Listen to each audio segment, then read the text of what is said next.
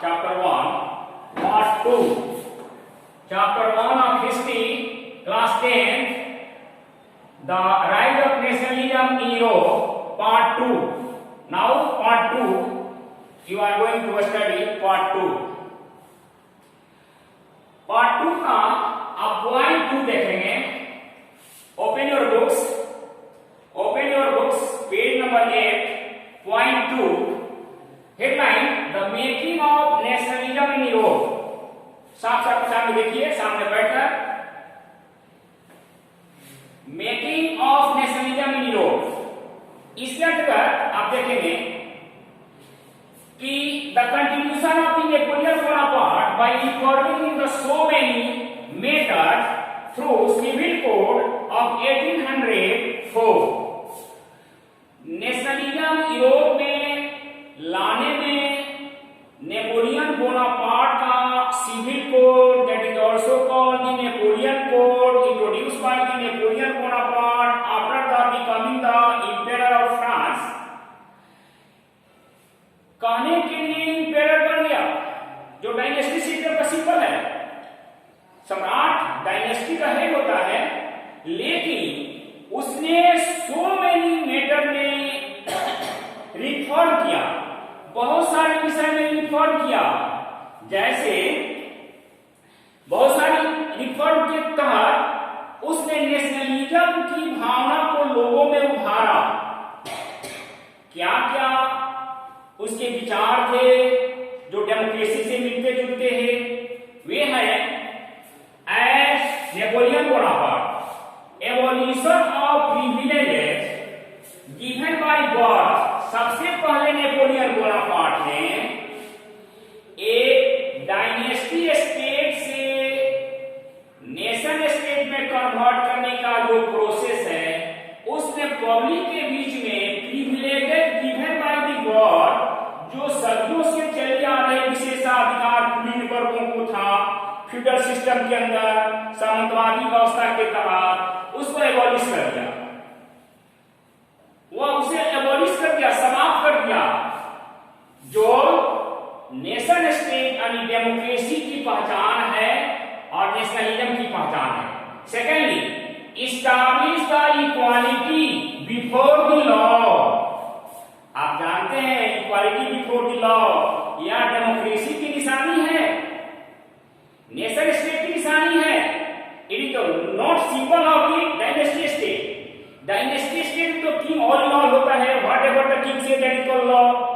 But in the nation state में constitution जो होता है वह काम करता है, और उसी के अनुसार कंस्टिट्यूशन के लॉ के अनुसार रूलर वर्ग भी और सिटीजन भी बंधे हुए होते हैं, रेस्ट्रिक्टेड होते हैं. तो वह भी रेस्ट्रिक्टेड हो गया. Equality, establish the equality before law and secure the right to property to every citizen, not subject. प्रजा नहीं, citizen. every citizen के बीच में right to property, संपत्ति के अधिकार दिया और उसकी सुरक्षा की गारंटी दिया, और इक्वालिटी बिफोर लॉ भी प्रदान किया सभी नागरिकों को, जो नेशन स्टेट की निशानी है. और नेशन स्टेट मीन्स नेशनलिज्म की भावना. एक सम्राट होते हुए भी नेपोलियन बोनापार्ट ने डेमोक्रेटिक भावनाएं इस तरह की थी कि उसने सिविल कोड बनाया. उसका सिविल कोड मतलब कंस्टिट्यूशन था, और उस कंस्टिट्यूशन के तहत, सिविल कोड के तहत आम नागरिकों को दिया.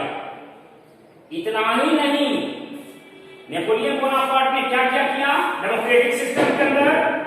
Wave the memorial dues, यानी जागीरदारी शुल्क. राजा सामंत लोग जो जागीरदारी का टैक्स लेते थे, मोनोरियल शुल्क लेते थे, मोनोरियल टैक्स लेते थे, उसको मोनोरियल ड्यूज जितना भी था पहले से चला रहा था, उसको हटा दिया, रिमूव कर दिया, समाप्त कर दिया. नहीं, यानी वेव कर दिया, माफ कर दिया. And remove the guild restriction not only in the France but occupied area of like the Holland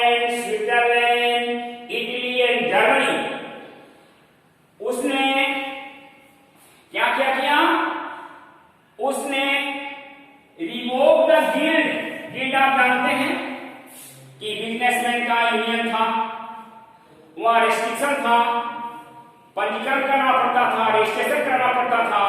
इस सारे गिल्ड के रेस्ट्रिक्शन को समाप्त कर दिया, एबॉलिश कर दिया और फ्री कर दिया, बिजनेस फ्री कर दिया इंटायर एरिया में, इंटायर कंट्री में।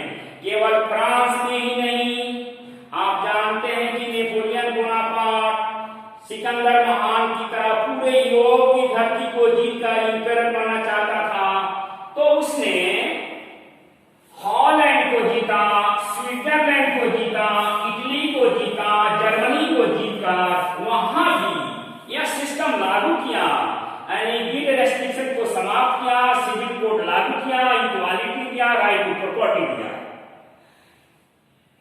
And developed the transport and communication from one to another country। और पूरे यूरोप जिस पर उसका अधिकार था, इन देशों में तो हमने कहा था स्विट्जरलैंड, इटली, जर्मनी और हॉलैंड, ये हर जगह ट्रांसपोर्ट का काफी इंप्रूवमेंट किया और कम्युनिकेशन का भी इंप्रूवमेंट किया, जिससे लोग एक देश दूसरे देश के लोग आने जाने लगे और ट्रेड जो था काफी डेवलप किया। तो एक नेपोलियन बोनापार्ट जो कहने के लिए सम्राट था, लेकिन उसमें स्वार्थ की भावना नहीं थी, बहुत सारा इंप्रूवमेंट किया और इस इंप्रूवमेंट के तहत अन्य देशों में भी ये नेशन स्टेट की भावना लोगों में जगी और धीरे धीरे ग्रेजुअली वे इंडिपेंडेंट कंट्री बन गए। नाउ अब आप देखेंगे 2.1 Attention, the aristocracy and the new middle classes। आप जानते हैं कि यूरोपीय कंट्री में,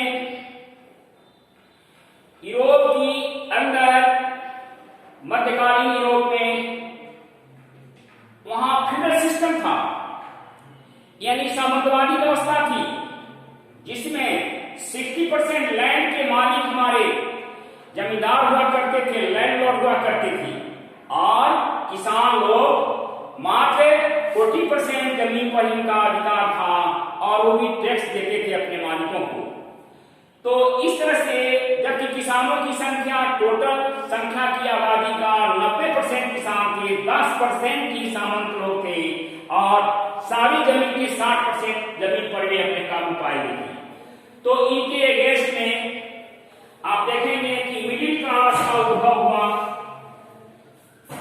जैसे इंडस्ट्रियल रिवॉल्यूशन यूरोप में शुरू हुआ, मिडिल क्लास उभर कर आया। मिडिल क्लास का अर्थ होता है बुद्धिजीवी वर्ग, जैसे शिक्षक, डॉक्टर, लॉयर, बिजनेसमैन, ये सभी मिडिल क्लास के अंदर आते हैं। बुद्धिजीवी वर्ग, विचारक, जैसे हॉब्स और रूसो जैसे विचारक आया, तो ये लोग आए मिडिल क्लास के लोगों ने, और इस निरंकुशता की ने आवाज उठाई, यानी डायनेस्टी सिस्टम का विरोध किया और नेशन स्टेट को प्रोत्साहित किया मिडिल क्लास के लोग। और यही मिडिल क्लास के लोग दो ग्रुप में बढ़ गए यूरोपीय कंट्री में। एक हुआ, आप देखिए 2.2 पर ध्यान दीजिएगा, what is the liberal nationalism state, यानी लिबरल ग्रुप और कंजर्वेटिव ग्रुप, ये दो ग्रुप में बढ़ गए। कंजर्वेटिव और लिबरल, यूरोप के अंदर नेशनलिज्म लाने में कंजर्वेटिव और लिबरल विचारकों के बीच में काफी द्वंद्व हुआ, कॉन्फ्लिक्ट हुआ। अंत में लिबरल लोगों की जीत हुई। लिबरल लोग चाहते थे कि सोसाइटी में चेंजेस हो, परिवर्तन हो, और ये परिवर्तन हो सामंतों से जो प्रिविलेजेस जो है उसको समाप्त किया जाए और आम जनता को, कॉमन पीपुल को प्रॉपर्टी दी जाए। लेकिन जो कंजर्वेटिव लोग जो थे, आप देखेंगे 2.3 में कंजर्वेटिव लोग थे इसके प्रतिकूल थे, इसके विरोध करते थे। वे लोग नहीं चाहते थे कि समाज में सुधार हो, डेमोक्रेटिक आइडिया लोगों को दिया जाए या डेमोक्रेटिक राइट दिया जाए। वे लोग चाहते थे कि पुराने विचारों के अनुसार ही राजतंत्रीय शासन व्यवस्था ही सर्वोत्तम है, राजतंत्रीय शासन व्यवस्था के तहत वे शासन चलाना चाहते थे। और 2.3 में आप देखेंगे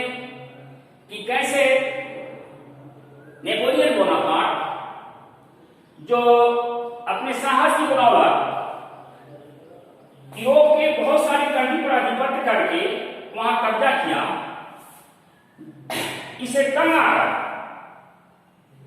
इंग्लैंड ने सोचा कि नेपोलियन ने, जो फ्रांस का सम्राट है, उसने हॉलैंड, स्विट्जरलैंड, इटली, जर्मनी जैसे विशाल देशों को कब्जा कर लिया, लगता है कि अब मेरे ऊपर भी यह कब्जा करेगा। इसलिए उसने क्या किया कि 4 कंट्रियों के साथ अलायंस किया, समझौता किया, और उस 4 कंट्री में था England, Russia, Austria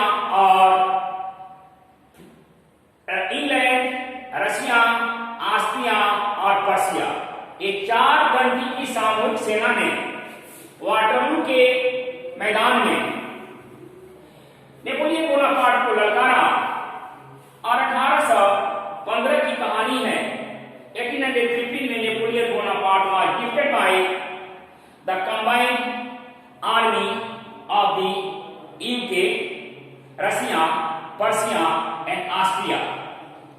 then the conservative लोग, जो नेपोलियन द्वारा जीते हुए प्रदेश थे, उसको पुनः स्वतंत्र कर दिया और वहां पर कंजर्वेटिव शासन शुरू किया, रीस्टोर ऑफ द डायनेस्टी शुरू किया। 1815 में रीस्टोर ऑफ द डायनेस्टी आ गया, यानी पुनः फ्रांस में नेपोलियन जो डायनेमिक डेमोक्रेटिक सिस्टम को लेकर चल रहा था, सम्राट छोड़ने के बावजूद भी, उसे कंजर्वेटिव लोगों ने 1815 में वियना कॉन्फ्रेंस कॉल किया, यानी ऑस्ट्रिया के चांसलर ड्यूक मेटरनिक के नेतृत्व में ऑस्ट्रिया की राजधानी वियना में एक कॉन्फ्रेंस बुलाई गई। इंग्लैंड, रसिया, पर्सिया और ऑस्ट्रिया 4 कंट्री के लोग सम्मिलित हुए और उसमें वियना कॉन्फ्रेंस में जो भी नेपोलियन बोनापार्ट ने जो भी प्रोग्रेसिव काम किया था डेमोक्रेसी के लिए, सबको लीक कर समाप्त कर दिया और पुनः फ्रांस में निरंकुश राजतंत्र को गद्दी पर बैठाया। फ्रांस के विजित प्रदेश, नेपोलियन द्वारा विजित प्रदेश जो थे, वहां पुनः राजतंत्र कायम कर दिया। तो इस बीच में आप देखेंगे कि सस्पेंड हो जाता है डेमोक्रेटिक सिस्टम कुछ समय के लिए। 1815 में नेपोलियन बोनापार्ट के पराजित होने के बाद सस्पेंड हो जाता है और कंजर्वेटिव पुनः वहां पर निरंकुश राजतंत्र की शासन व्यवस्था चलाते हैं। आगे देखेंगे कि 2.4 में कैसे रिवॉल्यूशन होता है